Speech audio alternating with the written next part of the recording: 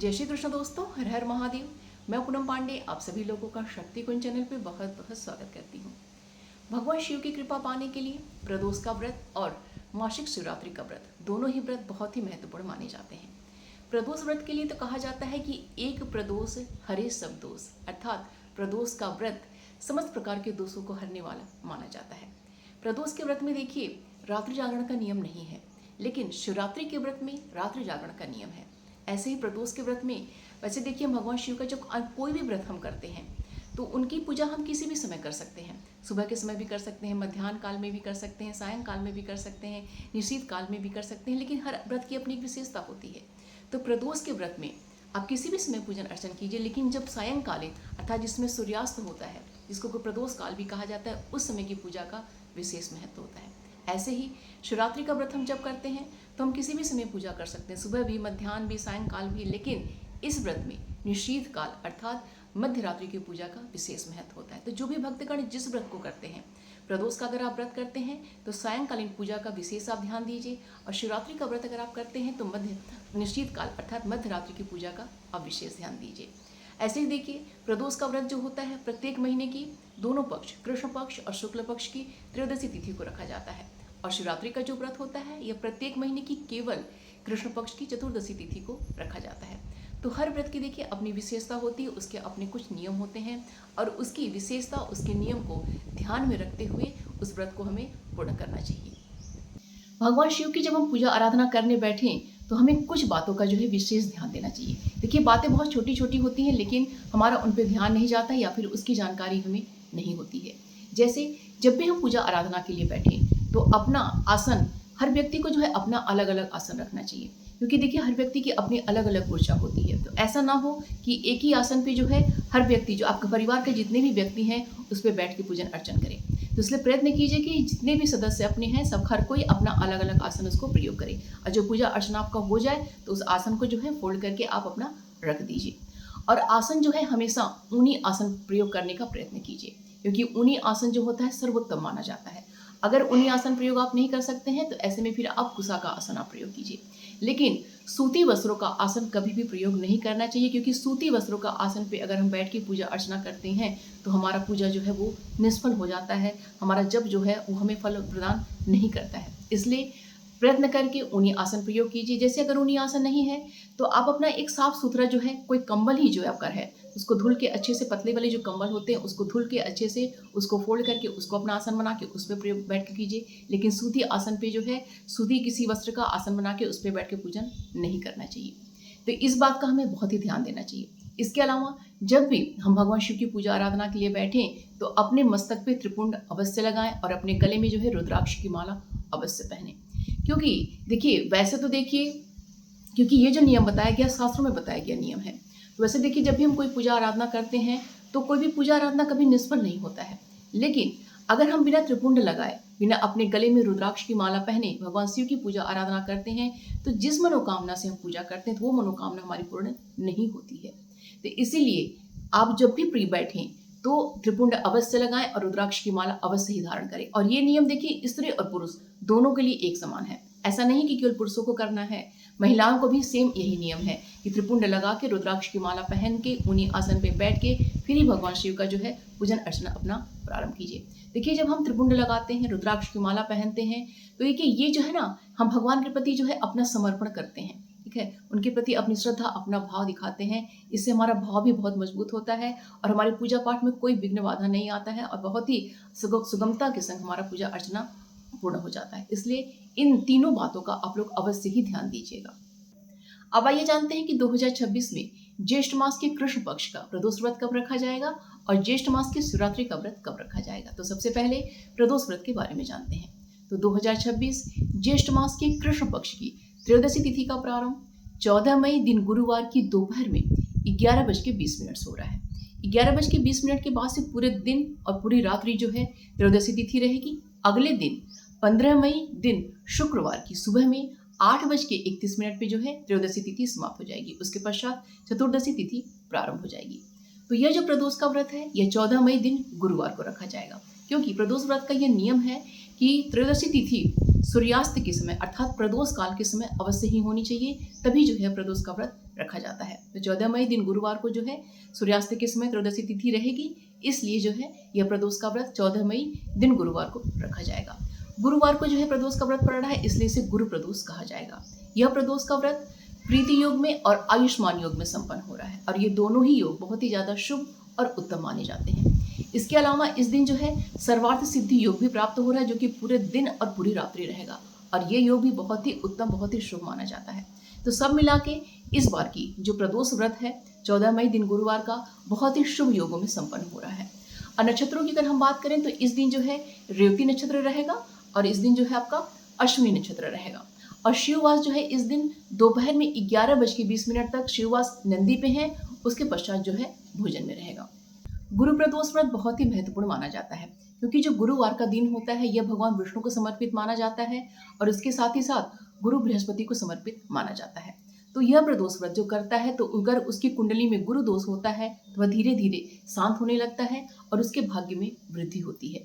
गुरु प्रदोष व्रत जो होता है यह शत्रु नाशक माना जाता है, यह शत्रु पर विजय प्रदान करता है और अगर कोर्ट में आपका कोई मुकदमा आदि चलता है तो उसमें आपको विजय प्राप्त होती है। इसके साथ ही साथ गुरु प्रदोष करने से दाम्पत्य जीवन में जो है खुशहाली आती है, संतान से संबंधित कोई भी समस्या होती है तो वह दूर होता है। गुरु प्रदोष के दिन शिवलिंग के ऊपर जल में गुड़ मिला के अर्थात गुड़ मिश्रित जो जल होता है वह शिवलिंग पे अवश्य ही अर्पित करना चाहिए और चने की दाल भी जो है शिवलिंग पे अवश्य ही अर्पित करनी चाहिए।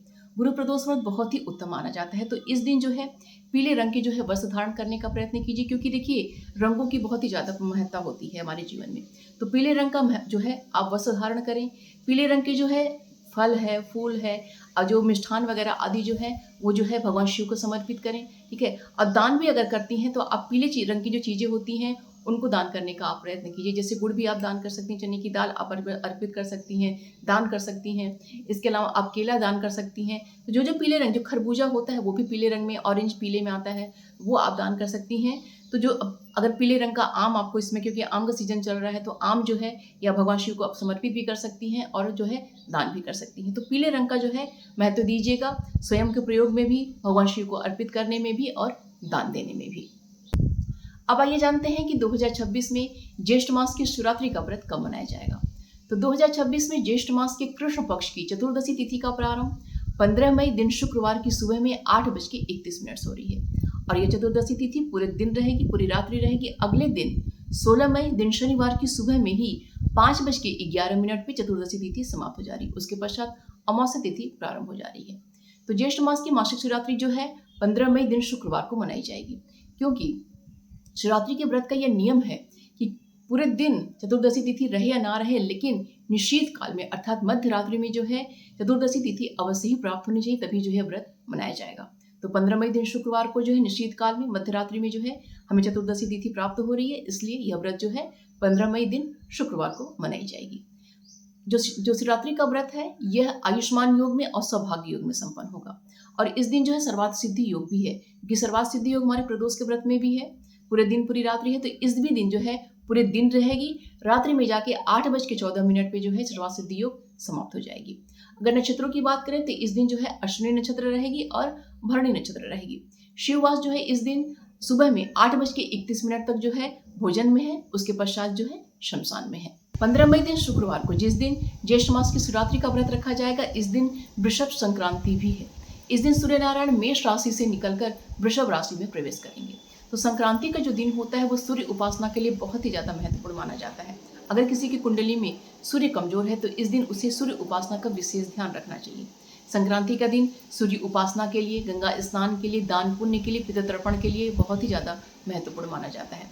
इस दिन सूर्य नारायण की विशेष कृपा दृष्टि प्राप्त करने के लिए भगवान सूर्य नारायण के 108 नामों से उनकी स्तुति करें या फिर सहस्र नाम से उनकी स्तुति करें, या अगर बहुत कम समय है तो उनके जो 12 नाम होते हैं उसको बोलते हुए उन्हें अर्घ्य प्रदान करें।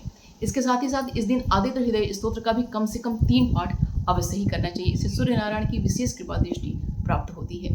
तो इस दिन देखिए हमारा शिवरात्रि का व्रत भी रहेगा और संक्रांति का दिन भी रहेगा, तो बहुत ही अच्छा योग है। सुबह में जो है सूर्य उपासना का विशेष ध्यान रखिए और रात्रिकालीन पूजा में जो है भगवान शिव की पूजा का विशेष ध्यान दीजिए। अब आइए जानते हैं कि 14 मई दिन गुरुवार का जो प्रदोष का व्रत है तो उसका प्रदोष कालीन पूजा का शुभ मुहूर्त क्या है। अब 15 मई दिन शुक्रवार का जो शिवरात्रि का व्रत है तो उसका निशीत कालीन पूजा का शुभ मुहूर्त क्या है। तो 14 मई दिन गुरुवार को जो प्रदोष व्रत है तो उसका प्रदोषकालीन पूजा का जो शुभ मुहूर्त है वह शाम में 6:36 से लेकर रात्रि में 8:43 तक है। और 15 तारीख को जो हमारा ज्येष्ठ शिवरात्रि का व्रत है तो उसका निश्चितकालीन पूजा का जो शुभ मुहूर्त है और रात्रि में 11:34 से लेके 12:16 तक है। देखिए शाम का जो पूजा हम करते हैं प्रदोष का व्रत में तो उसमें कोई दिक्कत नहीं होती है, लेकिन जब शिवरात्रि का व्रत हम करते हैं तो उसमें निश्चित काल का पूजा जो होता है रात्रि में तो 9 बजे के बाद से, क्योंकि जो दूसरा मुहूर्त प्रारंभ हो जाता है 9 बजे के बाद से जो है आप अपनी पूजा आराधना अपनी प्रारंभ कर सकते हैं। 9 बजे से जो है आप बैठिए अपनी पूजा आराधना प्रारंभ कीजिए और जब निश्चित काल आपका आ जाए, निश्चित काल जब पूर्ण है तो अपना पूजा आप अपना समापन कीजिए। उसी समय जो है बैठ के आप स्तोत्र पाठ करिए, मंत्र जाप करिए, तो अपना जो है अच्छे से समय व्यतीत कीजिए। 9 बजे से प्रारंभ करेंगे तो निश्चित काल तक बहुत ही अच्छे से आपका पूर्ण हो जाता है। और अगर हम देखिए स्तोत्रों की बात करें तो चाहे प्रदोष का व्रत है चाहे आपका शिवरात्रि का व्रत है, पूजा की विधि देखिए दोनों में सेम होती है। षोडशोपचार विधि से उनको जो भगवान शिव का जो है पूजन अर्चना हमें करना चाहिए, ठीक है। उनको बेलपत्र है, दुर्वा है, समीपत्र है, मंदार का पुष्प है, धतूर का पुष्प, जो भी पुष्प आपको जितना भी जो कुछ मिल जाए सब जो है भगवान शिव को अर्पित कीजिए। उनका ज़्यादा से ज़्यादा अच्छे से अभिषेक करने का प्रयत्न कीजिए और मंत्र जाप पे, स्तुति पाठ पे जो है, स्तोत्र पाठ पे ज़्यादा ध्यान दीजिए। मंत्र में देखिए जिस भी मंत्र का जाप आप करते रहे हों, ओम नमः शिवाय या फिर नमः शिवाय इस मंत्र का अगर जाप करते हैं तो उसका जाप कीजिए, या फिर और कोई ओम नमो भगवते रुद्राय इस मंत्र का, जो भी मंत्र आप जाप करते हों उसी मंत्र का आप जाप कीजिए। अगर स्तोत्र पाठ में देखिए तो व्यपोहन स्तोत्र बहुत ही उत्तम माना जाता है। जो भी लोग चाहे प्रदोष का व्रत करते हैं चाहे आपका शिवरात्रि का व्रत करते हैं तो व्यपोहन स्तोत्र का पाठ हमें अवश्य ही करना चाहिए, ठीक है। इसके साथ ही साथ जो है आप पंचाक्षर स्तोत्र का पाठ कर सकते हैं, रुद्राष्टक का पाठ कर सकते हैं, दारिद्र्य दहन शिव स्तोत्र का पाठ कर सकते हैं, ठीक है। और इसके शिव महिमा स्तोत्र की बहुत ही ज़्यादा महिमा होती है, इसका पाठ कर सकते हैं। शिव सहस्त्र नाम का पाठ भी हमें अवश्य ही करना चाहिए। देखिए स्तोत्र बहुत अच्छे हैं, इसीलिए कह रही हूँ कि अगर प्रदोष काल में बैठिए तो शाम में बैठिए, अपना जो है पूजा पाठ जो है 2-3 घंटे अच्छे से कीजिए। ऐसे ही जो है शिवरात्रि का व्रत कीजिए तो 9 बजे से अपनी पूजा आराधना कीजिए और अपना 11:30-12 बजे तक जो है अपनी पूजा आराधना इसको आप संपन्न कीजिए। अच्छे स्तोत्रों का जो है संकलन जो है बना के रखिए, मंत्र जाप करिए, आरती कीजिए, भगवान का पूजन अर्चना आप लोग अच्छे से कीजिए, क्योंकि दोनों ही व्रत जो है बहुत ही महत्वपूर्ण माने जाते हैं। उम्मीद करती हूँ कि ये वीडियो आप सभी के लिए बहुत ही हेल्पफुल होगा। इससे संबंधित कोई भी प्रश्न अगर आपको होगा तो कमेंट बॉक्स में मुझसे पूछिएगा, उसका रिप्लाई मैं आपको अवश्य करूँगी। प्लीज़ वीडियो को लाइक अवश्य कीजिएगा, शेयर कीजिएगा, चैनल पर अगर नए हैं तो चैनल को सब्सक्राइब अवश्य कर लीजिएगा। मिलते हैं अगली वीडियो में, अपना और अपनों का ख्याल रखिएगा। जय श्री कृष्ण, हर हर महादेव।